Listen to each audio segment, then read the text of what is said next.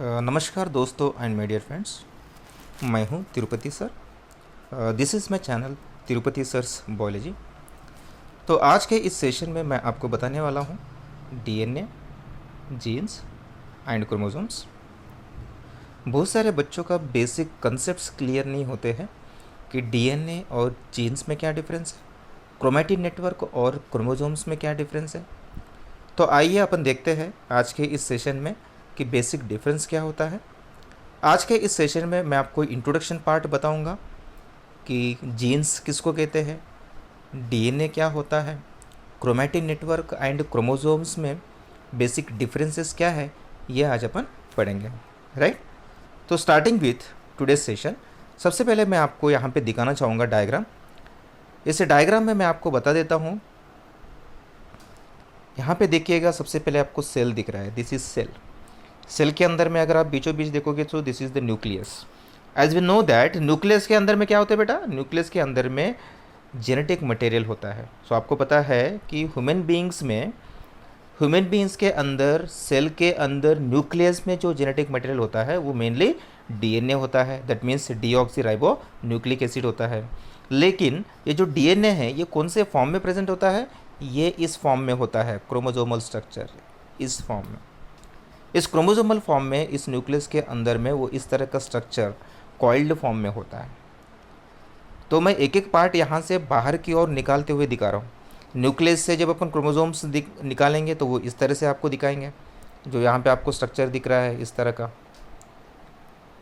का स्ट्रक्चर आपको जो दिख रहा है, इसको अपन कहेंगे क्रोमोसोम। सो इसमें जो एक्चुअली कॉइलिंग है, देखिए आप, इसमें बहुत सारा कॉइलिंग है। अगर आप देखोगे यहाँ पे इस तरह का कॉइलिंग हो चुका है। सो एक्चुअली जो डीएनए होता है या जो जीन्स होते हैं, तो यहाँ पे डीएनए का कॉइलिंग और सुपर कॉइलिंग होता है। तो इस तरह का स्ट्रक्चर आपको देखने को मिलेगा। और ये स्ट्रक्चर जब आप अनकॉइल्ड करोगे, मतलब गुंडाड़ा हुआ चीज़ जब उसको अनफोल्ड करोगे, जैसे आपको पता है धागा होता है ना, धागे का जो बंडल होता है उसमें धागा होता है। तो जब धागा उसमें गुंडाड़ोगे तो क्या होगा, वो कॉइल्ड फॉर्म में दिखेगा। एक जगह पे पूरा धागा आपको एक इसमें छोटे से बंडल में आ जाएगा। लेकिन वही धागा जब बाहर निकालोगे आप, तो आप देखिएगा इस तरह के स्ट्रक्चर दिखेगा आपको। तो न्यूक्लियस के अंदर जब जेनेटिक मटेरियल होगा तो इस कॉइल्ड फॉर्म में होगा, पूरा कॉम्पैक्ट फॉर्म में वो अंदर होगा। जब उसको बाहर निकालोगे तो इस तरह का स्ट्रक्चर दिखाई देगा, जैसे आपको यहाँ पे दिखाई दे रहा है। तो first this is a chromosome. So chromosomes को जब आप अनकॉइल्ड करोगे तो यहाँ पे आपको क्रोमैटिन नेटवर्क मिलेगा। क्रोमैटिन नेटवर्क को जब आप अनकॉइल्ड करोगे तो आपको जीन्स मिलेंगे। जीन्स जो है वो किससे बनते हैं, बेसिकली वो डीएनए से बनते हैं। ये आपको ध्यान में रखना है।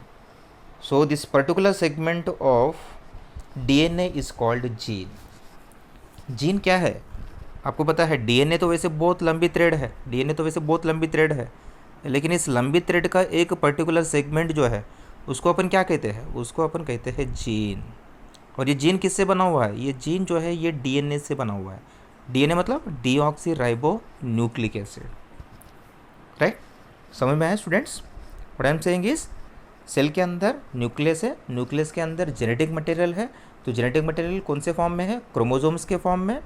तो जब यहाँ पे आप देख रहे होंगे तो जो बाहर की ओर मैंने निकाला है ये क्रोमोसोम्स है। क्रोमोसोम्स का जब अनकॉइलिंग करोगे तो आपको क्रोमैटिन नेटवर्क मिलेगा।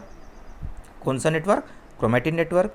क्रोमैटिन नेटवर्क का जब अनकॉइलिंग करोगे आप, मतलब उसमें से और धागा बाहर निकालोगे डीएनए की, तो आपको जीन्स दिखाई देंगे इस तरह के। मैंने आपको बताया कि जीन्स क्या होते हैं। जीन्स जो है एक पर्टिकुलर सेगमेंट होता है डीएनए का, जिसको अपन जीन कहते हैं। और जीन किससे बनता है, जीन डीएनए से बनता है। सो जीन का जो केमिकल कंपोजिशन है वो डीऑक्सी न्यूक्लिक एसिड है। So let me discuss one by one, right? Yes, DNA. Just I told you right now. क्या होता है DNA? आप देखिए यहाँ पे DNA. In DNA, the genes are made up of chemicals called DNA. Just I told you right now, right? So जो genes होते हैं वो कौन से केमिकल से बनते हैं, केमिकल कॉल्ड DNA. DNA मतलब deoxy nucleic acid. For example ये स्ट्रक्चर है, ये DNA का स्ट्रक्चर आपको यहाँ पे बता रहा है, ये डीएनए का स्ट्रक्चर है, राइट। ये एक लंबी थ्रेड है डीएनए का, इसमें कई सारे सेगमेंट्स हैं। ये एक छोटा सा सेगमेंट है, ये और एक सेगमेंट है, फॉर एग्ज़ाम्पल ये एक सेगमेंट है। तो ये जो छोटे छोटे टुकड़े हैं, जो छोटे छोटे सेगमेंट्स है, इन इंडिविजुअल सेगमेंट को मैं क्या कहूँगा, जीन्स कहूँगा। और हर एक जीन जो है किससे बना हुआ है बेटा, डीएनए से बना हुआ है, मतलब डीऑक्सीराइबो न्यूक्लिक एसिड से बना हुआ है, राइट।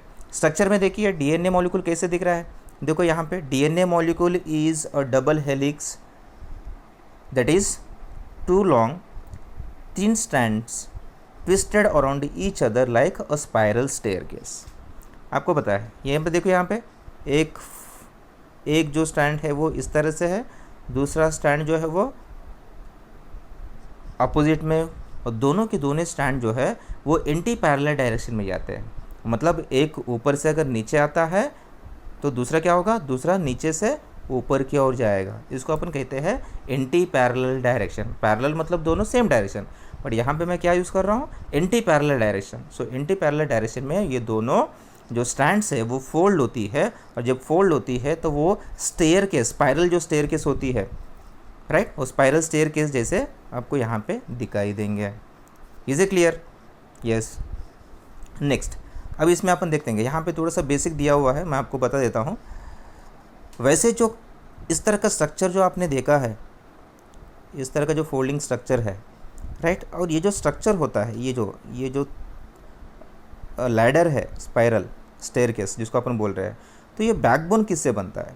ये जो थ्रेड आपको दिख रहा है इस तरह का, ये बैकबोन किससे बनता है? लेट वी सी।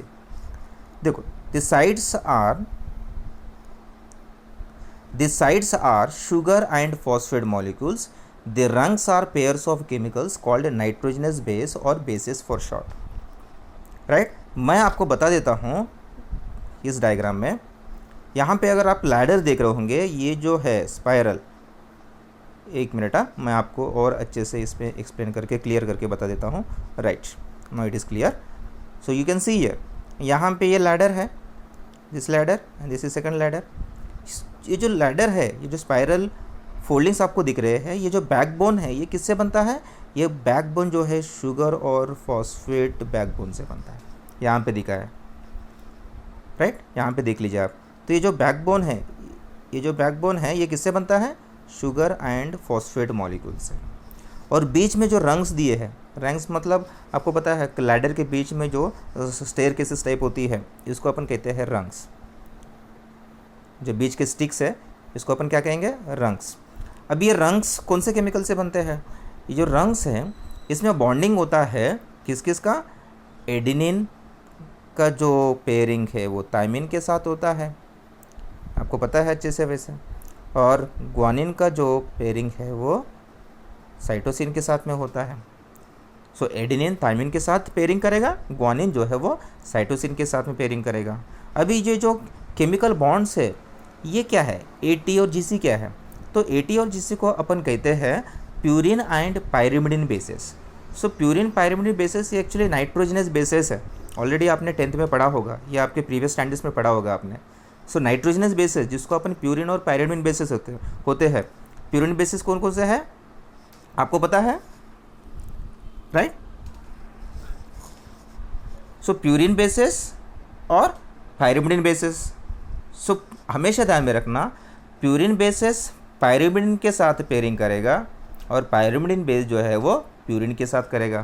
सो इसका मतलब क्या हो गया? एडेनिन ग्वानिन जो है ये प्यूरिन बेसिस है, और पायरिमिडिन बेसिस कौन कौन सा है?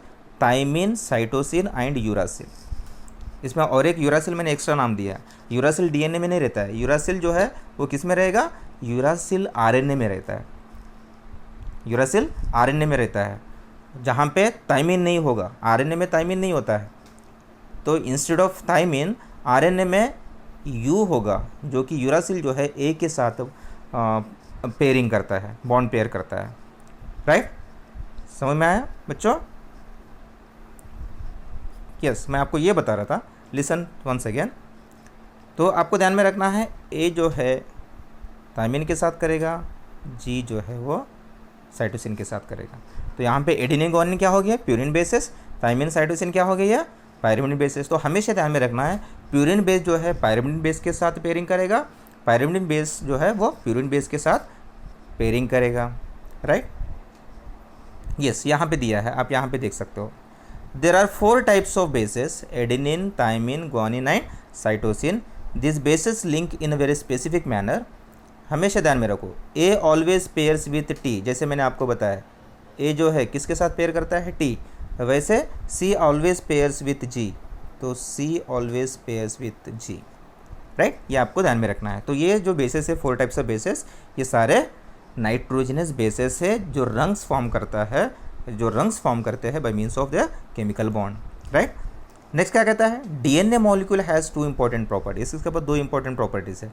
क्या, it can make copies of itself, ये अपने खुद की कॉपीज़ बना सकता है। मतलब एक डीएनए है पेरेंट मॉलिक्यूल, तो उसका डॉटर मॉलिक्यूल भी वो खुद बना सकता है, राइट।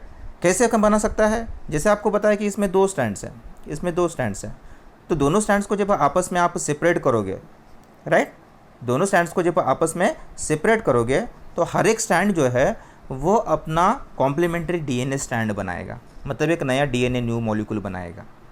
तो इसलिए बोला है कि ये डीएनए के पास ये एबिलिटी होती है कि वो अपना खुद का रेप्लिका, मतलब खुद की एक कॉपी वो बना सकता है। वैसे ही क्या बोलता है, it can carry information, it can carry मतलब the order of the bases along the strand is a code for making proteins. आपको पता है कि जो डीएनए जो है ये जेनेटिक मटेरियल है जो खास करके हेरिडिटरी फैक्ट्री माना जाता है, हेरिडिटरी फैक्ट्री माना जाता है, या हेरिडिटरी कैरेक्टर ट्रांसमिट करता है। मतलब जो जीन्स होते हैं वो एक पेरेंट से ऑफस्प्रिंग में जाते हैं, तो एक जनरेशन से दूसरी जनरेशन में जाने की वजह से ये कुछ इन्फॉर्मेशन कैरी करते हैं, और वो इन्फॉर्मेशन जो है वो कुछ कैरेक्टर्स डिस्प्ले कराता है, राइट। और एक चीज़ क्या करता है, ये डीएनए जब न्यूक्लियस के through in the form of mRNA ये जब बाहर की ओर निकालता है तो ये कुछ कोड्स बाहर लेके आता है। ये यहाँ पे देखो, यहाँ पे कोड्स दिया है। कोड मतलब ये ट्रिपलेट यूनिट्स होते हैं जिसके पास अमीनो एसिड्स होते हैं, तो अमीनो एसिड जब आपस में कंबाइन होता है तो प्रोटीन बनता है। तो अभी के लिए आपको इतना ध्यान में रखना है, it can carry the information, मतलब डीएनए जब न्यूक्लियस से बाहर आता है तो आरएनए के फॉर्म में ये कुछ अमीनो एसिड बाहर लेके आता है। वो सारे अमीनो एसिड्स जब इकट्ठा होते हैं तो वो प्रोटीन बनता है, राइट। सो ये प्रोटीन कहाँ पे बनता है, राइबोसोम्स में। तो आने वाले लेक्चर्स में मैं आपको डिटेल में एक्सप्लेन करूँगा। आपको पढ़ना है ट्रांसक्रिप्शन और ट्रांसलोकेशन में, वहाँ पे एग्जैक्टली क्या होता है वो मैं आपको वहाँ पे बताऊँगा, राइट। यस, ये जीन्स है, ऑलरेडी मैंने आपको बताया। जीन्स मतलब क्या है, a gene is a length of DNA that codes for a specific protein. For example ये डीएनए का थ्रेड है, इसमें एक पर्टिकुलर सेगमेंट है जिसको मैं जीन कह रहा हूँ। आपको पता है जीन के पास कुछ अमीनो एसिड्स है, ट्रिपलेट फॉर्म में कोडॉन्स है, ट्रिपलेट फॉर्म में कोडॉन्स है। अभी हर कोडॉन्स के पास क्या होते हैं, अमीनो एसिड्स होते हैं, राइट।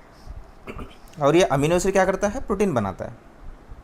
तो फॉर एग्जांपल समझ लेते हैं कि ये एक जीन है, राइट, इसके पास कुछ कोडिंग मटेरियल है जो कि प्रोटीन सिंथेसिस करता है। तो समझ लेते हैं कि ये इंसुलिन कंटेनिंग जीन है। इंसुलिन कंटेनिंग जीन मतलब ये वो जीन है जो इंसुलिन क्या है, एक्चुअली प्रोटीन है, तो ये इंसुलिन प्रोटीन कर सकता है। तो ऐसे एक एग्जांपल लेके यहाँ पे एक्सप्लेन किया है। For example, one gene will code for the protein insulin which is important role in helping your body to control the amount of sugar in your blood.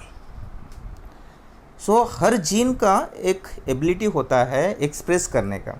जब जीन का एक्सप्रेशन होता है तो प्रोटीन बनता है। The proteins are nothing but like your insulin, growth hormone.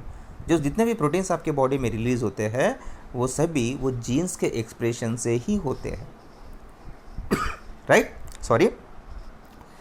So genes are the basic units of genetics.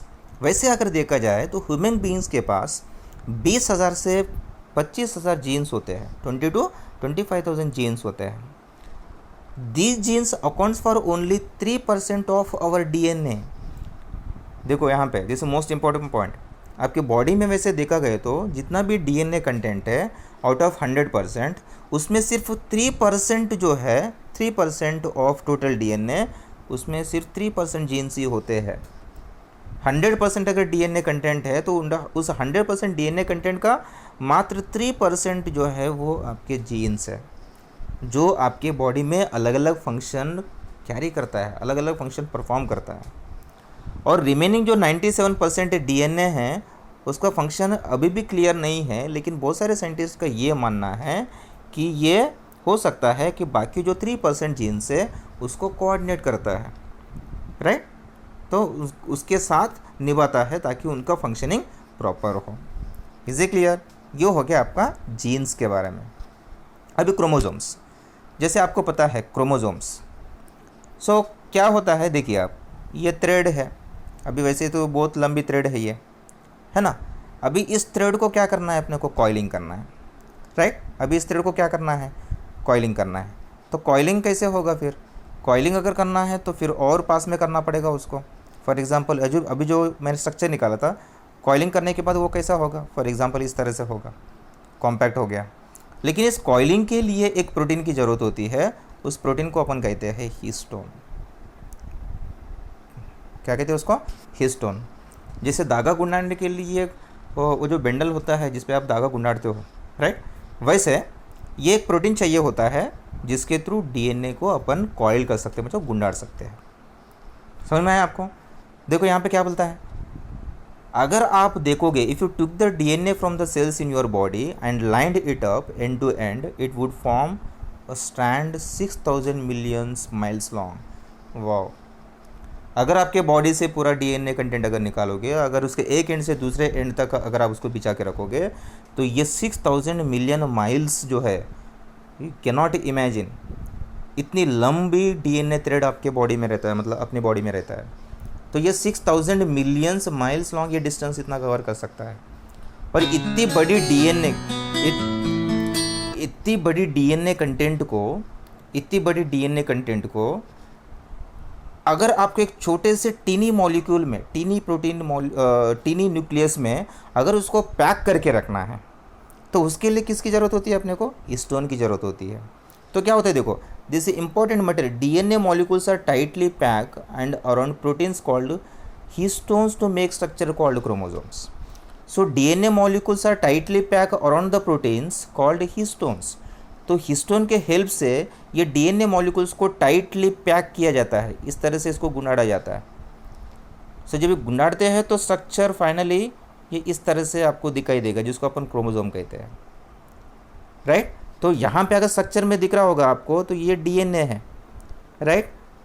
So DNA के बाद यहाँ पे हिस्टोन प्रोटीन्स का इन्वॉल्वमेंट है। यहाँ पे आप देख रहे होंगे जो आपको बीड्स लाइक स्ट्रक्चर दिख रहा है, या we can say balls like structure है। तो एक बीड है जहाँ पे ये डीएनए जो थ्रेड है ये गुंडाड़ा हुआ है। सो ये जो हर एक स्ट्रक्चर यहाँ पे बना हुआ है, इसको अपन क्या कहते हैं? न्यूक्लियोसोम कहते हैं।